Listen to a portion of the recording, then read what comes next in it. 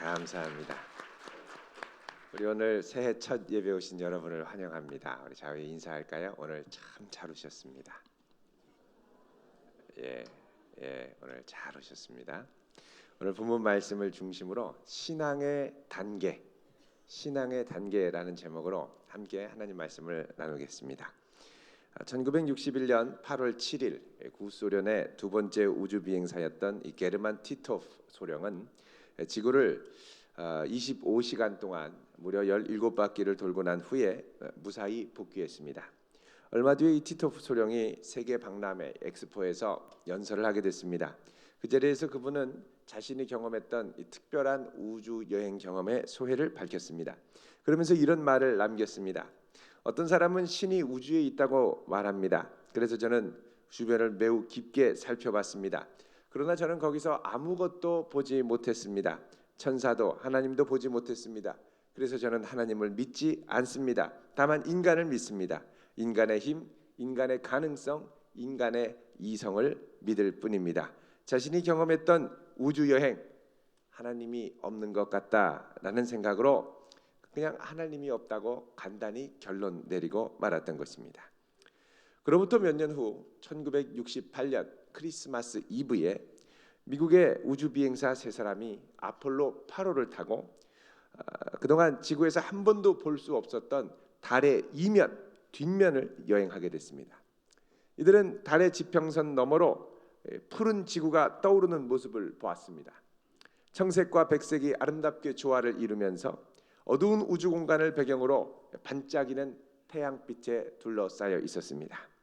경외심을 불러일으키기에 충분한 이 황홀한 광경 앞에서 이들은 모든 지구인들이 들을 수 있도록 우주선의 방송을 통해서 창세기를 펼치고 감격하여 낭독하기 시작했습니다.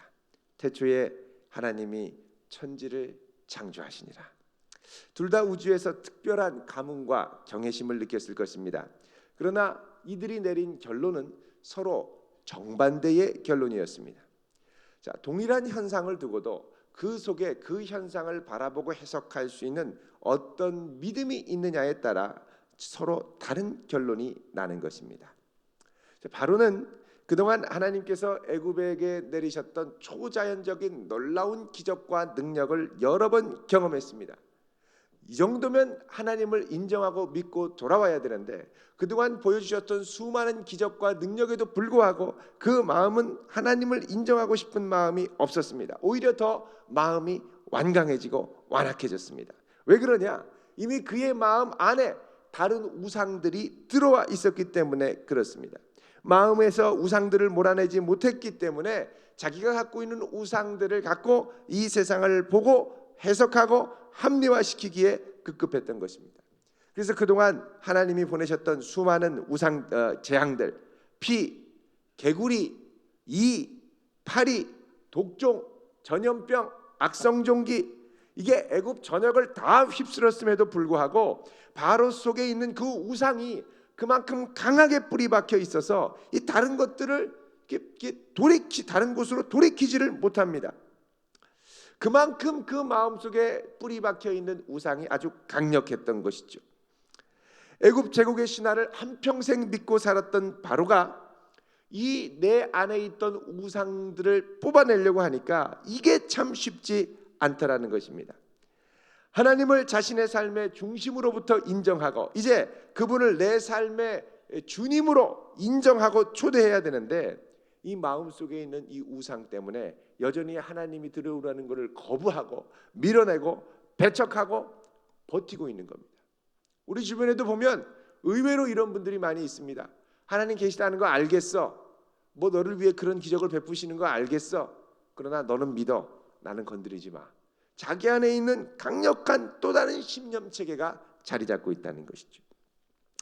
자, 하나님을 신앙과 사고의 영역에서 몰아낸 인류의 최초의 서양 철학자가 있습니다. 그 이전까지는 모든 철학 안에 신의 존재를 인정했습니다.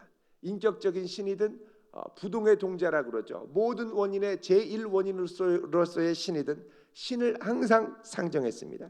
그런데 이제 신 필요 없다, 나가라 하고 몰아낸 철학자가 있습니다. 바로 프리드리히 니체입니다. 니체는 신은 죽었다라고 하는 아주 대담한 명제를 내걸고 이것이야말로 인류가 행한 가장 위대한 행위라고 주장을 했습니다. 그리고 이런 사람, 광인이라고 그러죠. 광인. 이 광인을 자화자찬했습니다. 미친 사람이죠. 하나님을 내 삶에 몰아낸 사람을 광인, 매드맨이라고 얘기를 합니다. 과연 하나님을 우리 삶에서 몰아내면 어떤 일이 일어날까요? 하나님이 없어지면 우리 삶의 절대적인 기준, 절대적인 윤리가 무너집니다. 그리고 윤리 대신 뭐가 대체되느냐?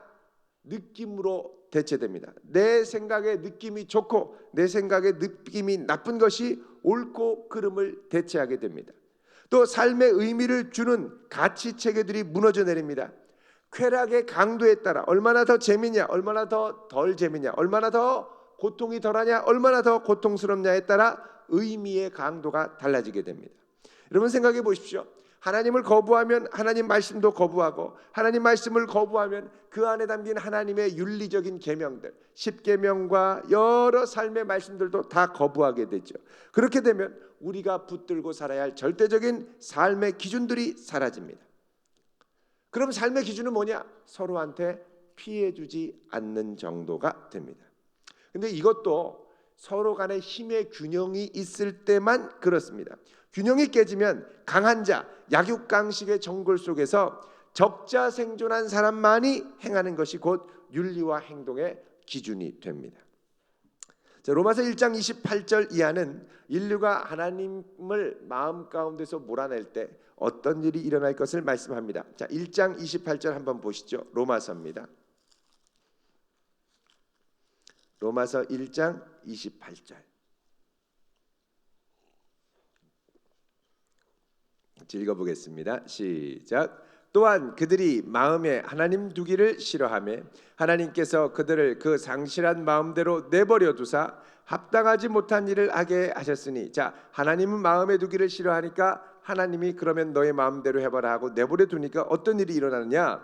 29절입니다. 시작. 곧 모든 불의, 추악, 악의가 가득한 자요, 시기, 살인, 분쟁, 사기, 악독이 가득한 자요, 수군수군하는 자요, 30절요, 비방하는 자요, 하나님께서 미워하시는 자요, 능욕하는 자요, 교만한 자요, 자랑하는 자요, 악을 도모하는 자요, 부모를 거역하는 자요, 31절, 우매한 자요, 배약하는 자요, 무정한 자요, 무자비한 자라.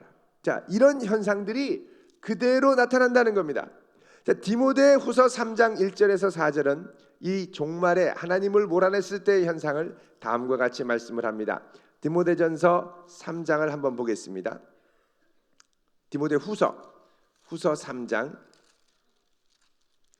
1절부터 4절 같이 읽겠습니다. 시작. 너는 이것을 알라. 말세에 고통하는 때가 이르러 사람들이 자기를 사랑하며 돈을 사랑하며 자랑하며 교만하며 비방하며 부모를 거역하며 감사하지 아니하며 거룩하지 아니하며 무정하며 원통함을 풀지 아니하며 무음하며 절제하지 못하며 사나우며 선한 것을 좋아하지 아니하며 배신하며 조급하며 자만하며 쾌락을 사랑하기를 하나님 사랑하는 것보다 더하며. 아멘. 자, 이런 인류의 아주 적나라하고 끔찍한 상황이 있을 것을 성경은 말씀한다는 겁니다. 자, 이걸 알고 있었는지 니체는 인류가 하나님의 죽음을 선고하고 몰아낼 때 어떤 일이 인류 전체에 찾아올지를 아주 예언적으로 이렇게 얘기를 했습니다. 두 가지인데, 첫 번째는 뭐라고 그랬느냐? 20세기야말로 인간이 하나님을 몰아내고 난 이후로 광인이 활동하는 시대가 오는데 역사상 가장 유혈이 낭자한 그 어떤 시대보다 많은 피를 흘리는 시대가 올 것이다 라고 얘기를 했습니다. 두 번째는 광인이 활동을 하면서 보편적인 광기가 발생할 것이라고 예측을 했습니다. 그리고 이 예측은 놀랍게 이루어졌습니다. 먼저 20세기에 일어난 두 번의 세계대전입니다. 이것으로 그 이전의 1900년 기간 동안, 주후 1900년이니까요. 니체가 1900년에 죽었습니다. 1900년 동안 죽었던 사람들의 숫자가 니체가 예언한 이후로 두 번의 세기말적인 세계 대전으로 인해서 죽은 사람이 그 1900년 이전에 죽었던 사람보다 더 많다라는 통계가 나올 정도였습니다. 어마어마한 사람들이 피를 흘리고 죽었죠. 두 번째는 이때부터 사람들 속에 하나님을 몰아내면서 집단적인 광기가 나타나기 시작했습니다. 집단적인 광기를 경험한 제일 대표적인 사람이 누구냐? 바로 니체 자신입니다. 니체는 신의 죽음을 선고하고 나서는 그 안에 있는 불안함과 허무함과 공허함 때문에 건강이 몹시 나빠져서 35살의 나이에 바젤 대학의 교수직을 퇴직을 했습니다. 그리고 마지막 인생의 10년을 이탈리아 토리노에 있는 정신병원에서 광기 어린 병적인 상태로 보냈습니다. 그리고는 1900년 8월 25일에 죽었습니다. 니체는 마지막 순간까지도 하나님을 몰아내면서 이 시대는 하나님이 필요 없고 그 대신 이 모든 것을 뛰어넘는 초인이 인류를 새롭게 이끌어가야 된다고 주장을 했습니다. 이 주장에 혹하고 매료된 사람이 있었는데 누구냐? 바로 히틀러였습니다. 히틀러가 니체의 책을 탐독하면서 이 초인, 다가올 초인이 바로 나다라고 생각을 하고 자신의 야욕에 아주 체계적인 이론적 토대를 마련한 게 바로 니체의 초인 이론이었습니다. 여러분, 우리 마음 같아서는 니체 같은 사람한테는 하나님이 좀 나타나셔서 보여주시면 좋겠습니다. 직접이 아니라도 천사를 좀 보내주시면 좋겠습니다.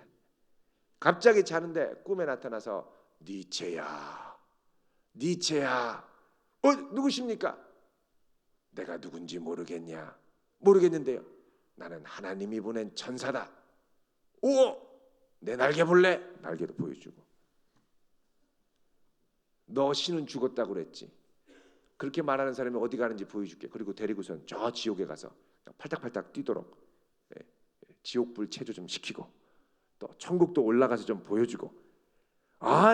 이러면 얼마나 멋있겠습니까? 맨날 밤마다 나타나서 니체를 괴롭히고 그러면 니체가 하나님 살아계십니다. 그리고 이제 전향을 하죠. 바꾸죠. 사실 이건요 바로에게도 마찬가지입니다. 모세를 통해서 하나님이 꼭 바로에게 말씀하셨습니다. 하나님이 바로한테 직접 보여주시질 않습니다. 나타내 주시지도 않고 말씀을 들려주시지도 않습니다. 꼭 누구를 통해서 얘기하느냐? 모세. 근데 모세가 말을 못하잖아요. 말주변도 없고 바로 앞에 가면 벅벅거리고 더듬더듬하니까 그나마 그래도 말을 좀 한다고 하는 형 아론을 붙여서 갑니다. 그러니까 꼭 하나님의 뜻입니다 하면 두 사람이 짜잔 나타나는 거예요. 바로가 볼 때는 이거는 좀 웃긴 거예요. 왜 자꾸 나타나가지고 하나님이 이렇게 연약하고 부족한 인간들을 통해서 얘기를 하시나 나한테 직접 얘기하시지 좀 직접 좀 얘기해달라고 그래 라고 말할 수 있을 겁니다. 자, 이런 걸 뭐라 그러냐? 직통계시라고 그럽니다. 한밤중에 바로를 데려가서 바로가 나중에 갈 지옥도 좀 보여주시고 활활 타는 지옥불 샘플 체험 서비스로 주시고 천국도 보여주시고 그 다음에 바로야 너 장차 어디 갈래? 이러면 바로가 곧바로 결단하지 않겠습니까? 이런 직통계시를 좀 주시면 좋겠어요. 그런데 하나님께서는 그분을 인정하지 않는 사람들에게는 절대 직통계시를 웬만해서는 주시지 않습니다. 고집스럽게도 아둔한 모세의 입을 통해서 그리고 그의 입을 거쳐 나오는 말을 또다시 형 아론의 입을 통해서 계시하십니다. 왜요? 하나님은 연약한 인간의 입술을 통해 그분의 복된 소식을 전하는 것을 직통계시를 통해 직접 알려주시는 것보다 훨씬 더 기뻐하시기 때문에 그렇습니다. 이게 신비로운 하나님의 역사하시는 방식입니다. 우리 마음 같으면 그냥 바로 얘기해 주시면 좋겠어요. 하나님 저 인간에게 벼락을 지금 당장 내려셔서 좀 하나님 살아계심을 보여주세요. 빵 치면은 얼마나 좋겠습니까? 하나님이 그러지 않더라는 것이죠. 자, 고린도전서 1장 21절을 우리 잠깐 보겠습니다. 263쪽.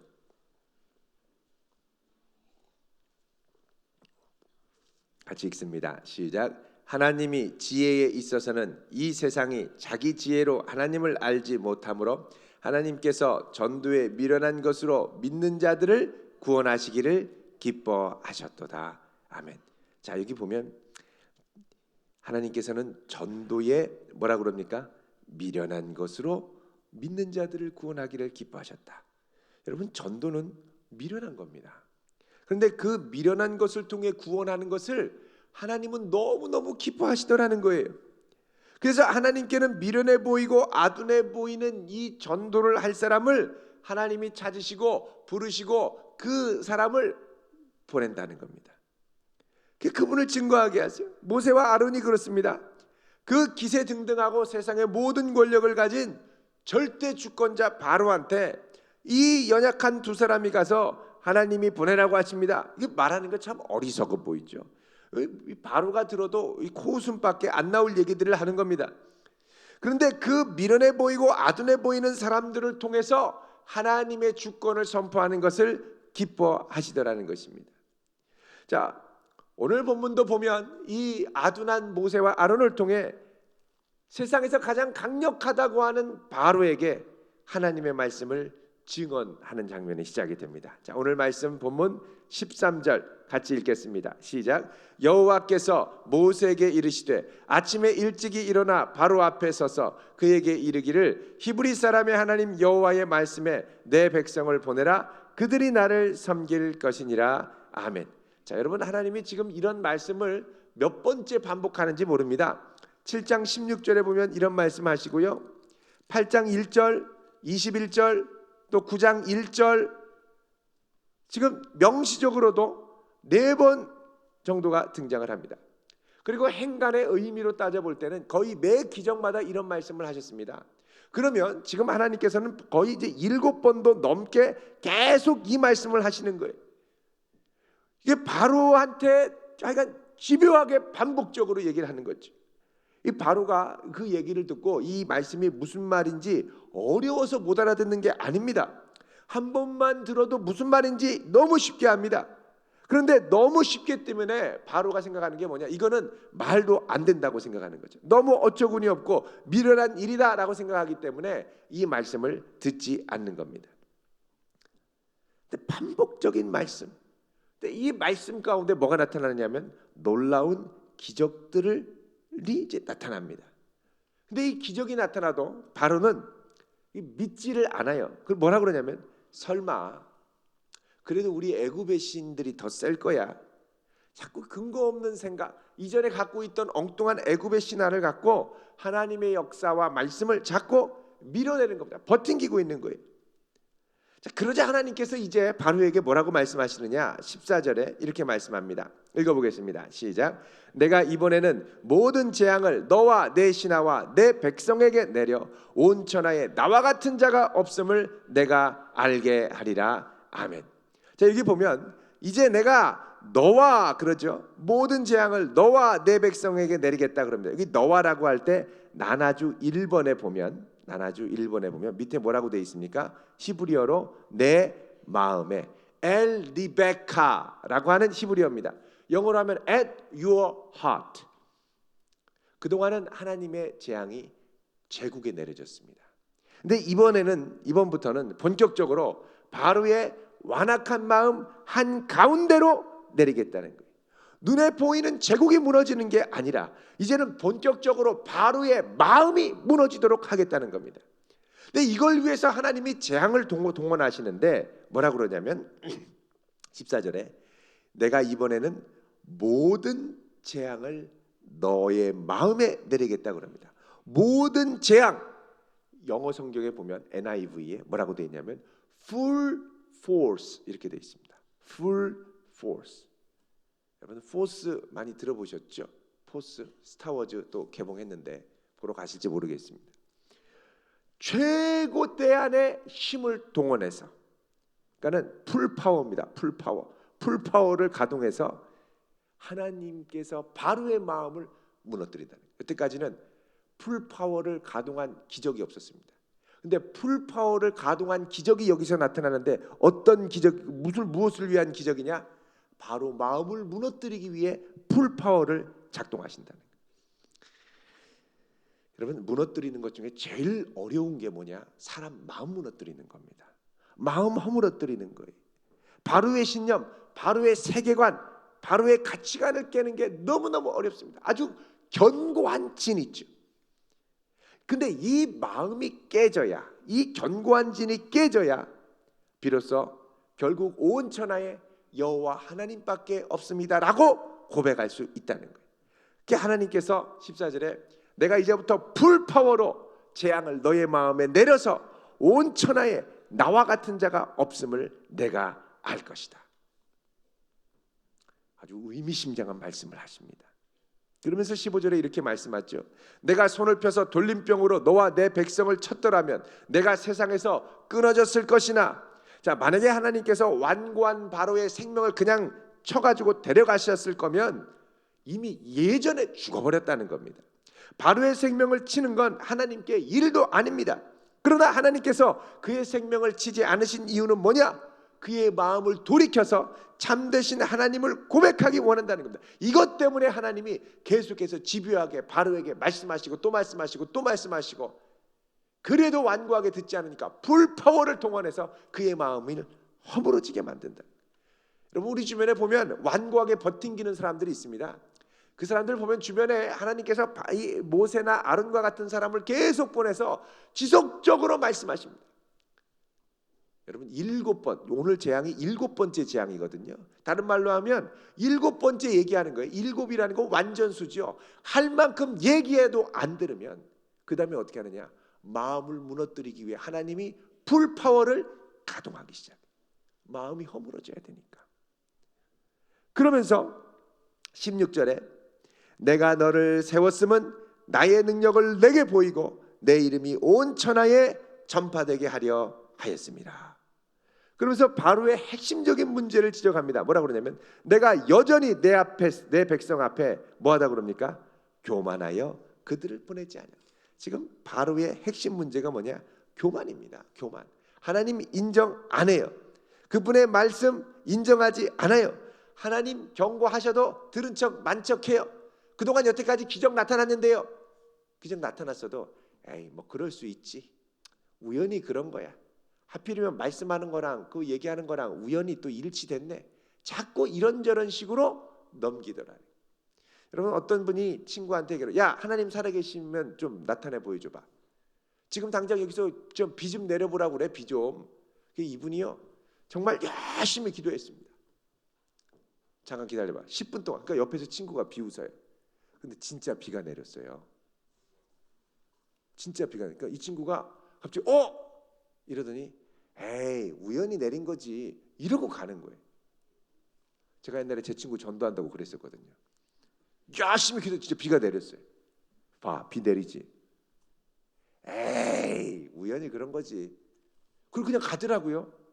여러분, 하나님의 기적과 능력이 나타나도 정말 이건 하나님이 하실 수밖에 없는 거라는 거를 알아도 그때 잠깐 막 무릎 꿇고 기도해도 그 다음에 좀 지나면 돌아오지 않습니다. 목숨이 경각에 달려서 주님 믿어야 된다고 해도 그때는 잠깐 믿는 척하지만 그 다음날 다시 무당한테 갑니다. 부천에서 떠돌지 않게 해달라고.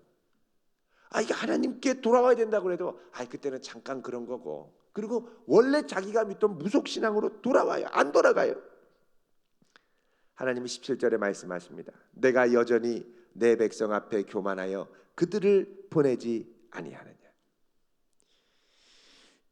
교만하다는 거죠. 하나님 인정 못합니다. 그래서 하나님이 18절에 이제부터 풀파워를 동원한다고 말씀하십니다.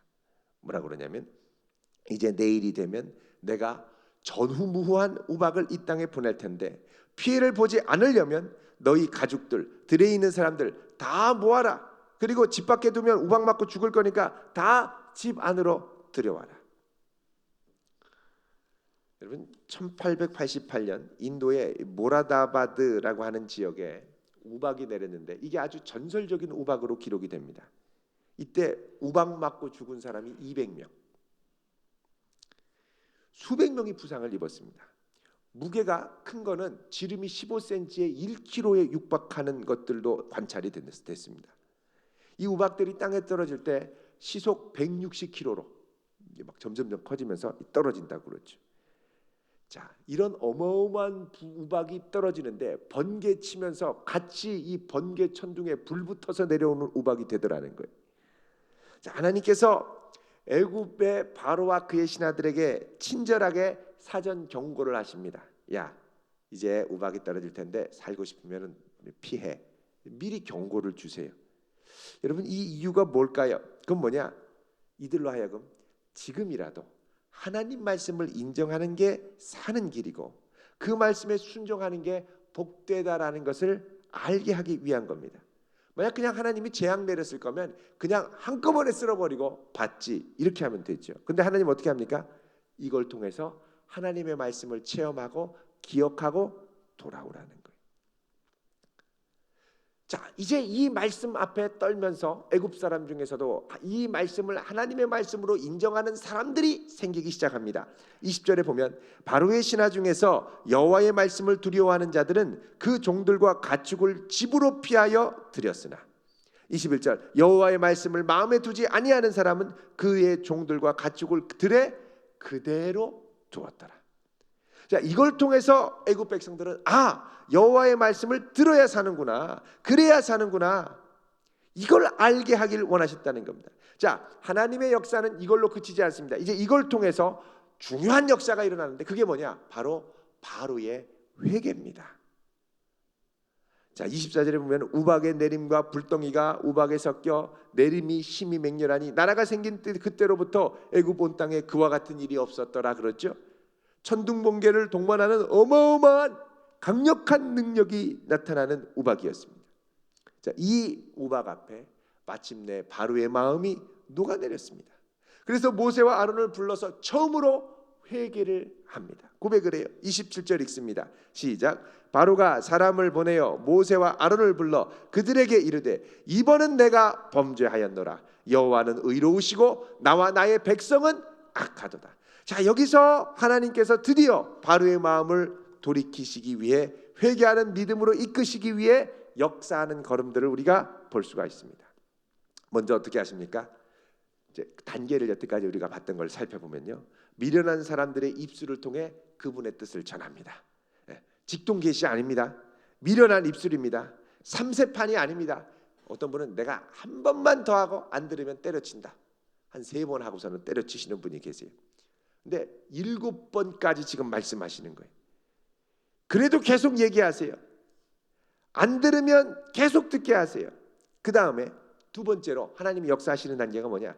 미련한 사람들을 통해서 하나님이 선포하신 그 말씀이 얼마나 신실하게 역사를 일으키는가, 하나님이 그 말씀을 뒷받침하기 위해 기적과 능력을 나타내 주십니다.